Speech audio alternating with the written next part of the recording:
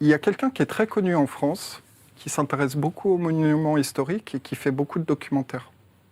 Cette personne s'appelle Stéphane Bern, que tout le monde connaît. Oui, Bien tout sûr. à fait.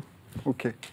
Stéphane Bern, il est apprécié par les Français, parce qu'il Plutôt met en avant les le passionnés. patrimoine, etc. Tout à fait. J'ai plusieurs sources qui m'indiquent que Stéphane Bern est franc-maçon. Et que c'est lui qui a initié l'idée de faire payer les gens dans les cathédrales, dans les églises. Donc il y a un travail qui est fait en coulisses par des personnes très influentes et très connues pour totalement modifier et désacraliser tous nos édifices et toutes nos églises, toutes nos chapelles. Là, on sait qu'il est très proche des Macron. Il y a Vas-y. un autre point que j'aimerais rajouter. J'aimerais parler de la reconstruction. Parce qu'il y a eu beaucoup de donations. Il y a eu 840 millions de donations qui ont été faites et il y aurait 140 millions restants. Déjà, il y a une partie importante qui a été versée par la fondation Edmond Safra. Lili Safra, milliardaire brésilienne.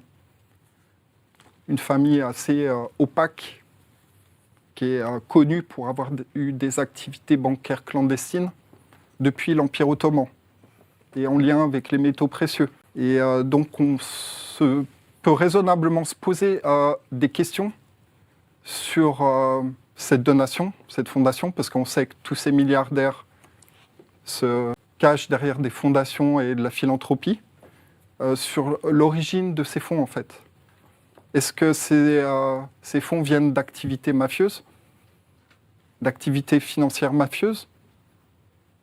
On peut vraiment se poser la question. Moi, je serais content que la banque Safra mette à disposition des fonds, un fonds juridique, pour que plusieurs avocats s'attaquent à cette affaire et déposent des plaintes pénales. Déjà, une plainte pénale pour Madame Laurence Descartes par rapport à ce qui s'est passé et ce qui se passe maintenant au Louvre, parce que c'est inadmissible, c'est un véritable scandale. Et puis une plainte pénale aussi pour des responsabilités à Notre-Dame, le service de sécurité, parce qu'il y a eu des complicités, c'est sûr, et pour la direction de cette société Aubria.